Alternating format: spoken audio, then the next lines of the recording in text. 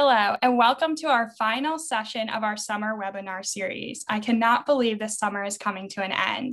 We are so excited to have you all here with us today. Today, we will be continuing that conversation on why promoting your brand to Generation Z is vital to your talent acquisition strategy.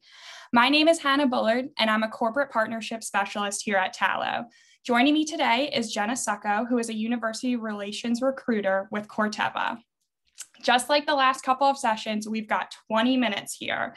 We're going to go back to how we first started these, completely conversational style. During the pandemic, Corteva made the adjustment to go completely virtual, from internship, orientation, to recruitment. Today, we're going to talk about it. Some things that we're going to cover are how that strategy went from in-person to virtual, building that brand awareness among Generation Z, and developing that post-pandemic talent acquisition program. So what is Corteva doing now? As always, please feel free to add your thoughts and questions into the Q&A so we can make sure we get those answered too and make this as valuable and impactful to help you with your own strategy and planning. I want to start by welcoming Jenna to the conversation.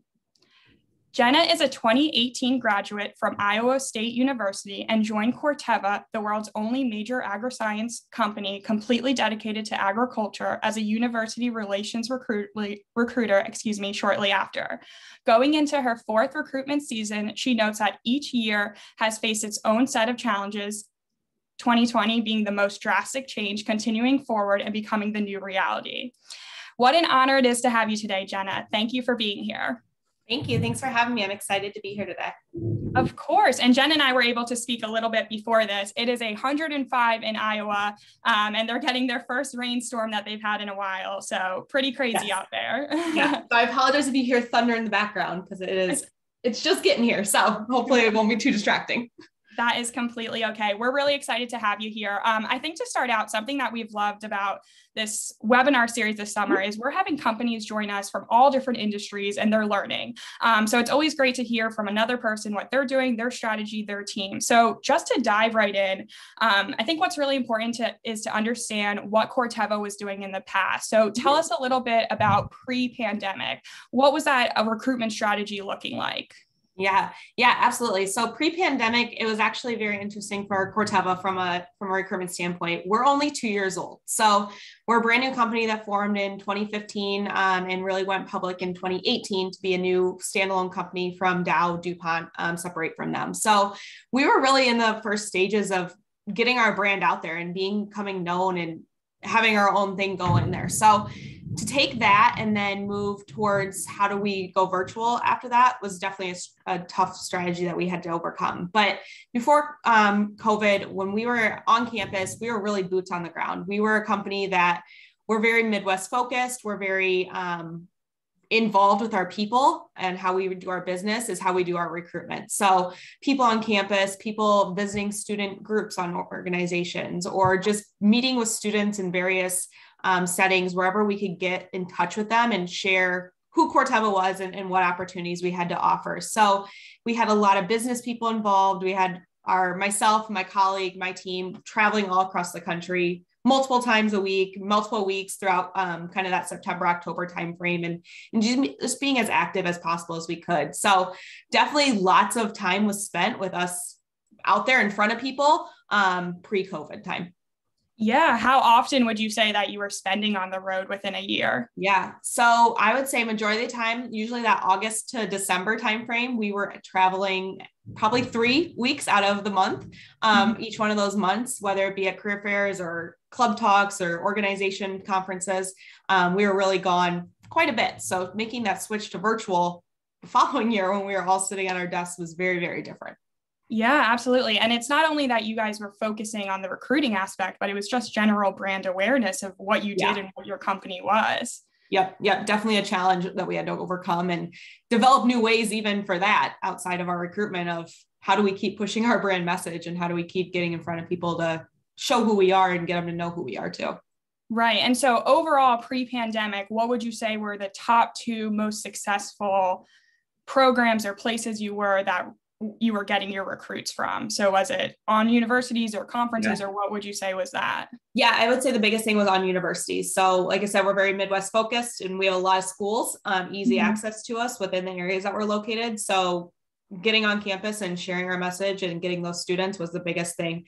We would leave probably career fairs every week with 10 hires from each university in different areas of the business, which was a huge success, and limited the amount of time that our hiring managers had to be outside of that area doing the recruitment or evaluating candidates on different timeframes. So that was always a huge success for us. Yeah. And so Corteva is based out of Iowa and its only location is in the Iowa area. So you were focusing all your recruiting efforts right there? So a good amount of it is, so we have 2 global business centers. We have one in Johnston, Iowa, and then we have another one in Indianapolis, Indiana. So kind of based on our crop protection seed business is how we break it down. And then we have research and production sites all across the country and sales. So we have sites all available around the country, Midwest heavy focus, but also all over the country, East, West, South, we have operations all over. So lots of different schools that we're visiting in different areas of the country. Yeah. And then how big is your recruiting team? So that's funny. There's 2 of us. So there's actually 3 of us total, our leader, but she kind of has backed off of it a little bit. So we always say that we're just small and mighty. There's 2 of us. I was just going to say small and mighty. Yeah. So we rely a lot on our business leaders and our hiring managers to be there for us and help us kind of mold those relationships and be active and present on campus as much as possible too, which is great for us. Yeah, absolutely. Small but mighty. It seems like you all are doing amazing things. So continuing making that transition to virtual recruiting, what does that mean for Corteva? How did things change? Yeah. So it was a huge change for us. Obviously, we all know in March of 2020 is when we went virtual. March is also when they sent all of us home. So we've all been home since that March timeframe. So thinking about like the time of year that we were in, we were preparing for interns to come. So that was our biggest focus was interns are coming in May and we have to figure out what's going to happen and what we're going to do with them. So the biggest jump was, are we going to have internships? Are we going to have these students come and be with us still? Are we still going to be able to provide them with opportunities? And ultimately, something that we are very proud of was that we went forward with canceling no internships. So we brought on 200 students as we normally would in the COVID main time, and still gave them successful experiences and turned them virtual. We had probably, I would say about 80% of them went virtual. So working with managers to revise their projects and get everything to them that they needed to be successful. But then also getting them prepared, and the ones that were going to be on campus is making sure they were safe and following certain protocols, because we have those research and development internships that you have to be in person. Like there's just no way to do that. And making sure that we were giving those students the ability to make that decision for themselves, knowing that we were going to give them all the safety protocols, but giving them the ultimate decision if they wanted to continue with us or not. And we had them all come, which was amazing and fantastic. And just making that turn to see how can we make this as much about them still as it is when we're in person, but still give them that great experience. So that was probably the first big part. And then transitioning into the recruiting year, what do we have to do? Tons of training, tons of knowledge, time to really get it into us all and make that change to how we were going to approach it was probably the biggest thing that we had to face in that time. Yeah, absolutely. 200. That's amazing, Jenna. Yeah, that it was crazy. Recruit and have that. Do you feel like, because I feel as though, students, talent, so much was changing for them, just like everybody during the pandemic. So to be able to have that internship opportunity and still have a semi-normal feeling was probably so wonderful for them. Did you find the recruiting part of it was a little bit harder to encourage them to do the internship still, or you felt like they were still kind of wanting to do it? So I feel like majority of the students were really into it. We had so many people come back and say how thankful they were and grateful that we were able to still give them something. And we had people reaching out to us, friends of our interns saying, do you have an opportunity for me? My internship got canceled. Like, can I come on and do something? So I think that was the biggest thing is students were just so grateful for it. And they were taking any opportunity they could. If it may have been 20 hours a week versus 40, but they were still getting something rather than sitting around all summer and not being able to kind of supplement their education how they had planned. Yeah, absolutely. I completely agree with that. We have some questions coming in and I want to make sure to keep them kind of on cue with our questions. So just to start out, did you reallocate spending from travel to your recruitment needs? Yeah, absolutely. So one thing that we were able to do is bringing all of our interns in, we were able to give them more. So that's kind of where we started. It was, we knew that we were bringing these interns in and they were virtual, but how are we still going to give them a great experience? So we were able to allocate a lot of that money to them. So we developed gift baskets for them. We did welcome packages, sent them swag, sent them just like different things to make them feel welcome on their first day. Everyone loves swag. Yeah, everyone loves swag. So we would send them all this, and then we hosted virtual orientation. So we'd send them to them and leave them a little note saying, hey, don't open till orientation day. And then during orientation, we had this opportunity for them all to just open it at once, all together, and everybody got to witness what they received. After that, then definitely had tons left because we weren't traveling. So we were able to allocate that over to our virtual recruitment efforts. And the biggest way that we did it was just going more places. With all the fairs being virtual, we were able to be in a lot more places than we normally would have and participate in career fairs that we hadn't in the past. So it gave us the opportunity to be a lot more present at schools that maybe we've wanted to in the past, but just haven't had the manpower or the money to go to.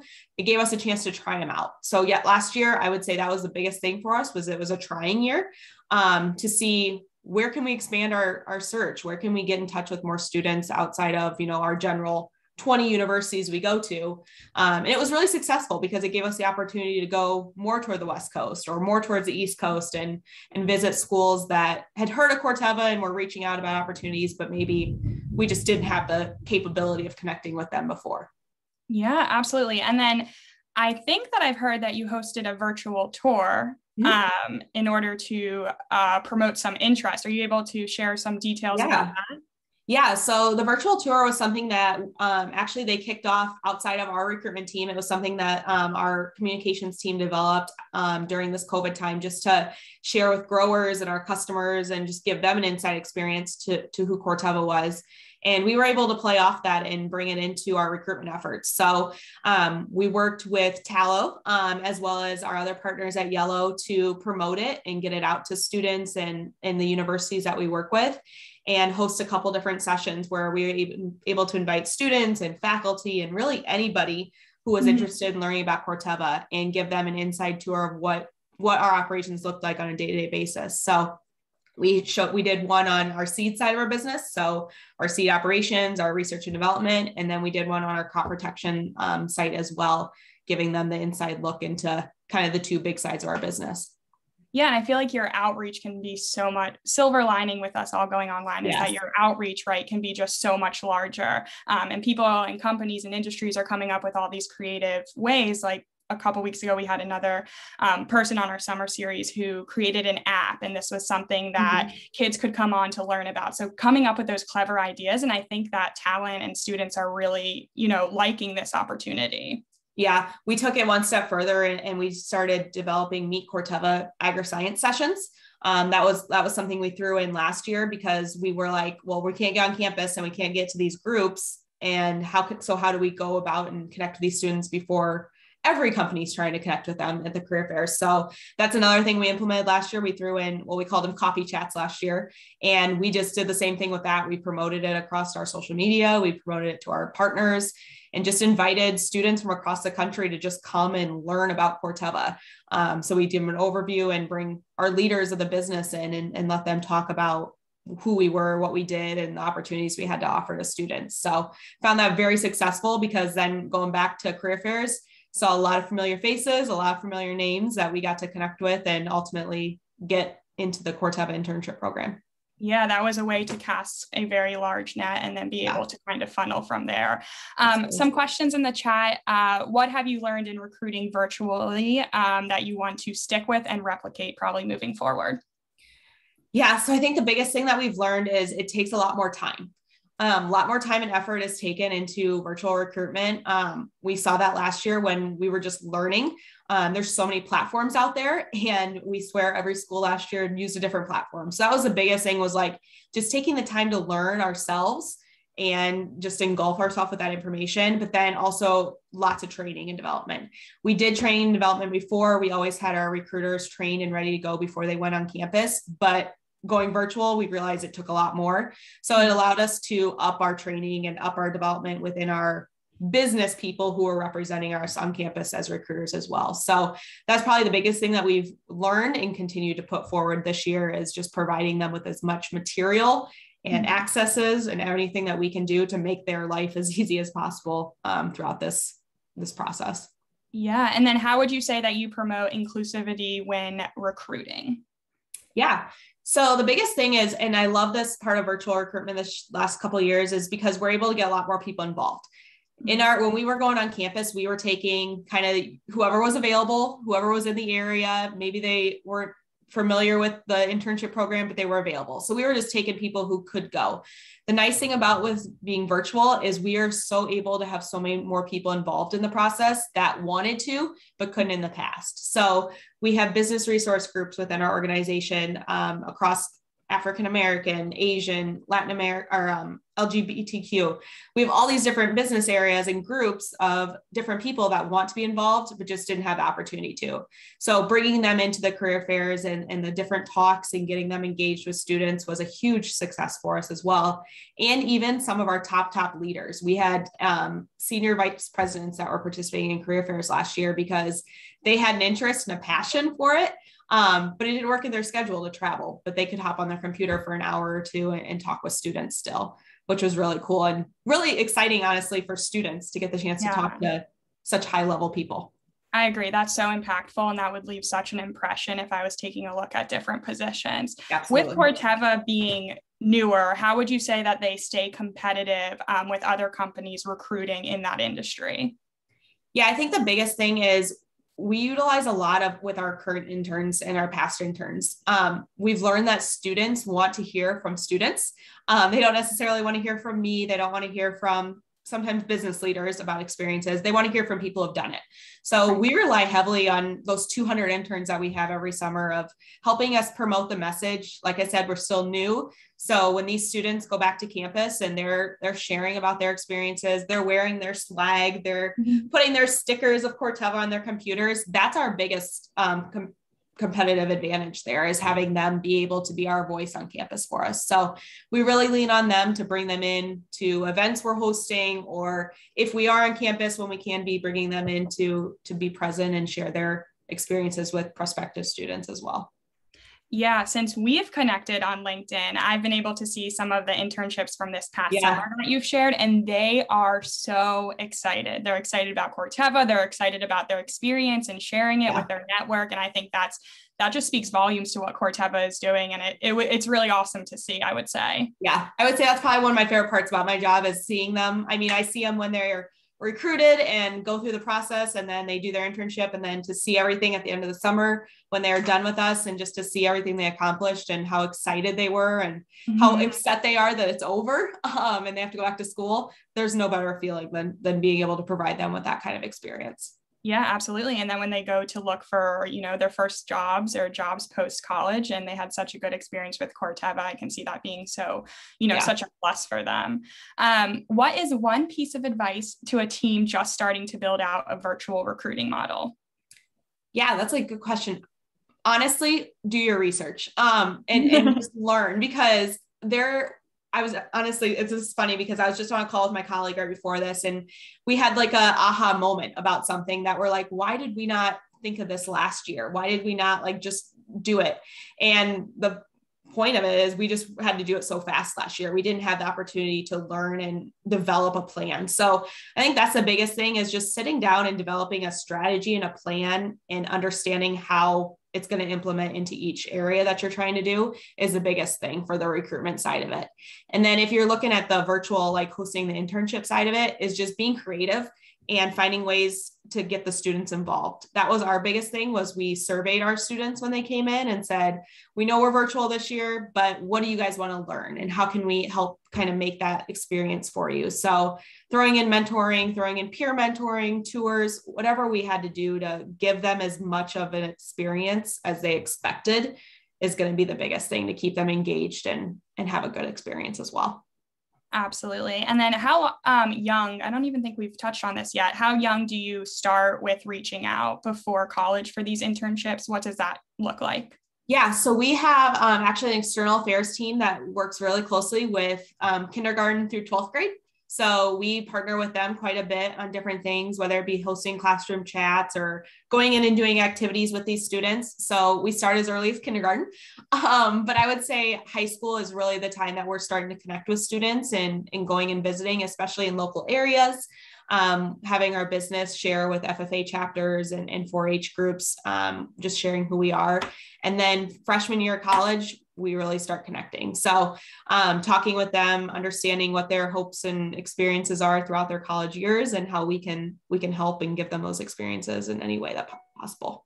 Yeah, at Tallo, we always, make an emphasis with companies we work with to start reaching out in high school. Jenna, I need to put you in my pocket to start telling people they need to reach out in kindergarten. They're kindergartners. You guys start molding them early. It's never too early to get them involved. No. I love that. Thank you so much for your time. I just noticed we're at 2:25. I could pick your brain probably all day, and I'm You're sure fine. today is going off, but we're going to go ahead and hold it because we're a little bit over those 20-minute marks here. So thank you very much for sharing all that wonderful insight and information today. And thank you everyone who has joined this conversation. We're going to have contact information on the screen if you do have any questions. Our summer webinar series is coming to an end here. We are very thankful for everyone's participation through the summer. We hope you found the sessions insightful and impactful. Thank you all for joining and have a great and safe end to your summer. Thank you, Jenna. Thank you, guys.